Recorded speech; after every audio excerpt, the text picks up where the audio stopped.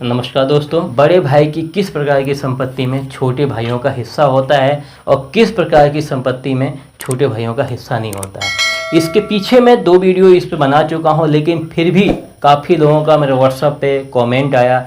अनेक प्रकार के कमेंट किए गए हैं, जो कि कभी कभी ऐसा लगता है उसे देख करके कि कुछ लोगों के समझ में नहीं आ पाया है, कुछ लोग समझ नहीं पाए हैं कि आखिर किस प्रकार की प्रॉपर्टी में हम बड़े भाई से हिस्सा ले सकते हैं और किस प्रकार की प्रॉपर्टी में हम हिस्सा नहीं ले पाएंगे। तो बने रहिए आप इस वीडियो के अंत तक। वीडियो के अंत तक जब बने रहेंगे तो ये चीज़ आपके मन से आज क्लियर, आपके दिमाग से क्लियर होने वाला है भाई किस प्रकार की प्रॉपर्टी में छोटे भाइयों का हिस्सा होता है और किस प्रकार की प्रॉपर्टी में हिस्सा नहीं होता है।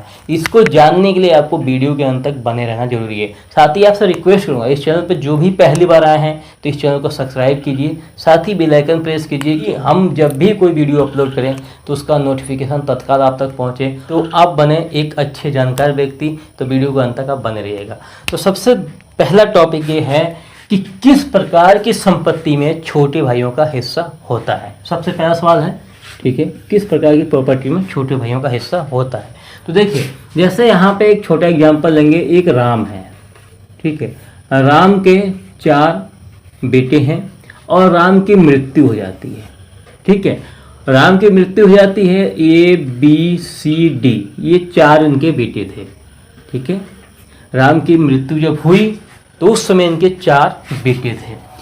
अब जब 4 बेटे थे तो इनमें बड़े बेटे इनके A थे, ठीक है, और ये सभी लोग एक ही परिवार में रह रहे थे। सभी जो है एक ही परिवार में रह रहे थे। तो एक बड़े वाले भाई ने क्या किया, इन तीनों की पढ़ाई में, लिखाई में, सब चीज़ मतलब रुपये जो भी कुछ करना था इनकी पढ़ाई लिखाई टोटली किया। पर किया कैसे, ये सब भाई उसमें एक में थे। अब इनकी जितनी भी प्रॉपर्टी थी, जो भी धन था, जो भी मतलब चल अचल संपत्तियां थी, वो सब बड़े भाई के अंडर में था। अब बड़े भाई ने क्या किया कि कहीं पे एक ज़मीन खरीदा। क्या हुआ, जो प्रॉपर्टी के बाद में कहीं पे इन्होंने एक अलग से ज़मीन खरीदा और उस अलग की ज़मीन में क्या होता है, A, B और C ये सभी तीनों का सहयोग होता है। D छोटा है और D के पास में इतने पैसे नहीं हैं कि वो दे सके। ये बात बड़े भाई भी जानते हैं कि छोटे के पास में पैसे नहीं हैं, और इन्होंने शामिल रहते हुए ज़मीन खरीदा, ठीक है। कब ज़मीन खरीदा, शामिल रहते हुए। ये यहाँ पे नहीं होता है कि डी ने पैसा नहीं दिया तो हम इसमें डी को हिस्सा नहीं देंगे। इस प्रॉपर्टी में चारों का हिस्सा होगा, ठीक है। इस प्रॉपर्टी में क्या होगा, चारों का हिस्सा होगा। और बड़े भाई 4 हिस्से लगाएंगे, ना कि 3 हिस्सा लगाएंगे बी और सी के लिए, जबकि इसमें चारों का हिस्सा लगेगा, ठीक है। यहाँ पे क्लियर हो गया कि एक में रहते हुए बड़े भाई ने जो भी प्रॉपर्टी खरीदा है उसमें सभी भाइयों का समान हिस्सा होता है, सभी भाइयों का समान अधिकार होता है। तो शायद आप लोग यहाँ तक क्लियर हो गए होंगे, समझ चुके होंगे। अब बात आ जाती है कि ए की जब शादी हुई, इनकी वाइफ को क्या हुआ कि इनके मैके से इनके भाई ने, पिता ने या माँ ने गिफ्ट किया कोई भी चीज़, जमीन, प्रॉपर्टी जो है कि इनको गिफ्ट किया, ठीक है। जब गिफ्ट किया तो ये इनकी पत्नी को जो है कि मम्मी पापा ने इनको या भाइयों ने गिफ्ट किया है। तो इस प्रॉपर्टी में क्या है कि छोटे भाइयों का हिस्सा नहीं होगा, ठीक है। क्यों, क्योंकि ये जो प्रॉपर्टी, जो बड़े भाई के पत्नी को जो प्रॉपर्टी मिली है वो उनके मायके से मिली है, तो इसमें छोटे भाइयों का हिस्सा नहीं होगा। एक चीज़ यहाँ पर क्लियर हो गया, क्योंकि एक भाई ने कमेंट किया था भाभी के पास में काफ़ी ज़मीन है जो कि उनके माँ बाप से मिला हुआ है, तो ये इनके मायके से मिला हुआ है, इसमें आप लोगों का हिस्सा नहीं होता है, ठीक है। इसमें हिस्सा किसका होगा, इसमें इनके बच्चों का हिस्सा होगा, इसमें आपके भैया का भी अधिकार नहीं है। जब बड़े भाई का अधिकार नहीं है तो इन छोटे भाइयों का अधिकार कहाँ से हो जाएगा। और यहाँ ये क्लियर नहीं है कि 4 ही भाई थे, 2 भी हो सकते हैं, 3 भी हो, 4, 5, 6, 7 भी हो सकते हैं, ठीक है। ये जो नहीं 4 ही भाई थे, ये चीज़ क्लियर है। अब यहाँ पे एक चीज़ और क्लियर होता है कि बड़ा भाई आपका लिखित अलग हो गया। बड़ा भाई जो है वो आपसे लिखित अलग हो चुके हैं।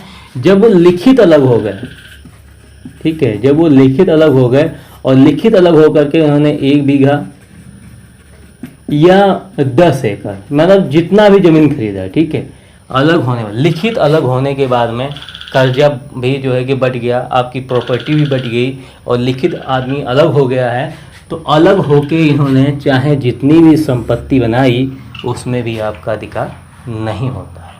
ठीक है, छोटे भाइयों का अधिकार उसमें नहीं होता है, ये चीज़ है। अब कुछ लोग कहते हैं कि पिताजी की मृत्यु हुई, कुछ समय के बाद में बड़े भाई को नौकरी मिली और बड़े भाई ने हम तीनों चारों पांचों भाइयों की शादी किया, शादी करने के बाद हम सभी भाई अलग अलग हो गए। ठीक है, तो क्या नौकरी के वेतन से जो प्रॉपर्टी बनाया है क्या उसमें हमारा हिस्सा होता है या नहीं होता है? तो एक चीज़ यहाँ पे ये भी क्लियर कर देता हूँ, बड़े भाई ने नौकरी, ठीक है, और नौकरी से जो वेतन मिला, क्या मिला? वेतन मिला, और वेतन से जो प्रॉपर्टी बनाया है उसमें आपका अधिकार नहीं है।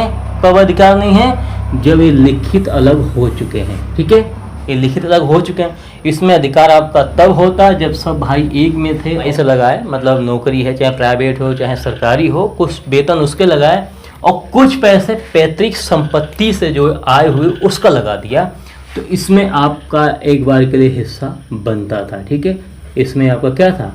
अधिकार था।